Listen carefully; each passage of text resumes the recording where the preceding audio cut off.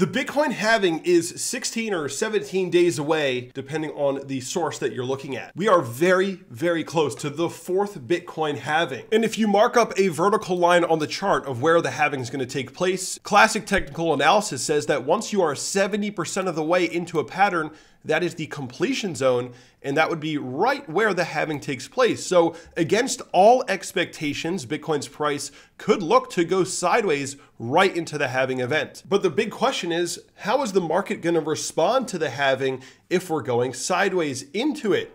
All of this and more in today's video.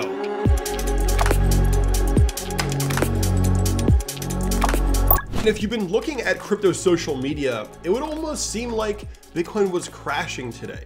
But the price of Bitcoin has not changed since March. At the beginning of March, we're pretty much at the same prices, just going sideways, consolidating. But on social media, there is a lot of fear, even though Bitcoin had the highest weekly close ever on Sunday and also had the highest monthly close ever on Sunday. So Bitcoin has been setting records over the past few days, but somehow it seems like the market sentiment just isn't aligned. There still seems to be a lot of skepticism every time Bitcoin shows a red candle. People are in fear, but the parabolic trend does not lie. The chart doesn't lie, and the parabolic trend is still intact. A lot of people misrepresent the parabolic curve because they start drawing bases along zones that are not part of the curved trend line. And if you just mark up every point that we touch, that is the trend line. If we were to trade sideways into the trend line and then bounce, that is also acceptable. That would be the creation of a base. So from a textbook standpoint, we are at base 4 now, creating base 4 now with one final extension looming coming up next. And that would bring us to roughly 90,000. Now in today's video, I want to discuss why we are currently seeing so much skepticism when the price of Bitcoin is doing really well, setting records on the weekly and monthly charts, price sitting above 60,000, 66,000 roughly right now. We are creating higher lows. We're just consolidating sideways, but market sentiment seems to be somewhere else. All-time highs do produce a lot of skepticism. If you guys remember, back in 2020 to 2021, the $20,000 all-time high level did produce lots of skepticism. A lot of people did not think that we were going to get above this price or that it would take much longer to get above this price, but we kind of just shot through it. We had a few weeks here, one major rejection week, came up, another major rejection week, then broke through. So it was about a month of challenging this zone before we really got through it. And people were very skeptical because when you're challenging a previous all-time high, that is something that you could be skeptical about. There is a reason to be skeptical. You're sitting at a previous all-time high price. And of course, people are just naturally skeptical of Bitcoin. The high volatility, they have PTSD from the bear market. People just can't believe that Bitcoin could possibly go any higher, right? That's what we often see in these cycles. And Bitcoin is once again sitting in the same position, currently testing the previous all-time high. And just like the last cycle, we had about a month, 4 weeks, challenging that zone. Looking at this weekly chart and the way that we are positioned here, consolidating at the all-time high. If we now flip to 2021, here, this is 2021, or sorry, the end of 2020 when we broke the all-time high. It looks very similar, slightly different structure. We got through it a little quicker, but that was because we had record-breaking money printing, the doubling of the money supply across the globe. But the situation that we were in at the end of 2021 is really not that different from what we're doing right now. It is quite similar. People are sort of pretending or acting like it's different, but it's really not all too different. Slightly lower highs. It is a consolidation. So we are still consolidating. The structure of this trend is not broken. We are just kind of hanging out, waiting for the market to make a decision. And if we squeeze into this zone, that's going to be coming in right during the halving event. My guess is that we would break out after the halving and continue up. A lot of people, just about everybody looking at the Bitcoin price wants to buy it lower. Are they going to get that opportunity? Is the market going to be nice enough to just let everybody buy at a much lower price? Well, it depends. Maybe if the stock market reverses, if the US dollar index continues to pump, maybe people will get a second chance. But historically, Bitcoin does not give second chances at the all-time high. It quickly, swiftly moves up to the all-time high, hangs out around the all-time high, and continues. If you go back in time to every all-time high break, swiftly to the all-time high zone, hangs out for a little bit and continues.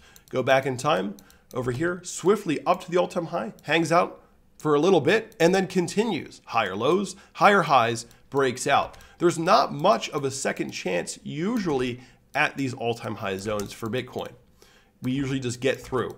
So is this time going to be different? Maybe, maybe not. So far, it is not different. So far, we are consolidating just as usual. Now, because the human mind is set up for immediate survival, your brain is designed to survive right now in the immediate term, your sense of time and how long things take can be skewed. Markets just take time. The fact that Bitcoin has not gotten an immediate rejection from this point is a good sign, in my opinion. The market seems to agree right now that 66,000 is a fair price. So as of right now, as long as we're above the parabolic trend, as long as Bitcoin is still creating higher lows in the short term, getting that consolidation, well, I would think that eventually, as we meet this parabolic trend line, the halving positive event for Bitcoin, we likely break out maybe during the time of the halving. So the textbook suggests final extension up towards 90,000. And the current trend is telling me that there's nothing about it that is wrong. There's no breakdown of the trend. The structure is still constructive. So I am still leaning bullish here because nothing tells me otherwise. And we do have the potential for a major short squeeze, very similar to the one that we called out back at the start of this year. We discussed this trapped liquidity short squeeze, this weekly candle with that large wick right there, that if we broke that, according to the textbook, that land translates to a 1 to 1.5 risk reward ratio, and we actually exceeded that. And we have yet another trapped liquidity setup because the market on the weekly chart is still showing momentum. So if we break above that wick high, the target becomes about 87,500 according to the textbook. That is what you would look for on a break of that wick high. Bitcoin will be headed up somewhere right there. And that is the trapped liquidity short squeeze setup. Now that is just the sell zone for that specific setup. At the start of this year, we called out the same type of setup and we actually exceeded that target. So the way that you trade these trapped liquidity short squeezes is not a way to call an exact top. That's just how you trade the setup. And so this setup, you would take profits at 87,500 roughly. Now, of course, the textbook suggests 90,000.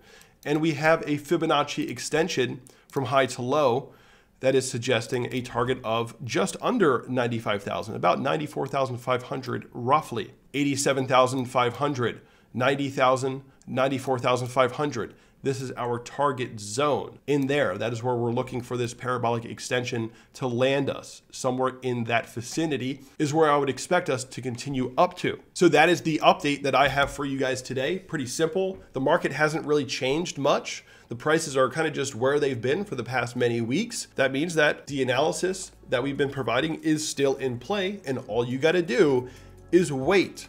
And if things do change for better or worse, I will update you guys on this channel. So be sure to hit the like button and subscribe, and I'll see you all in the next video.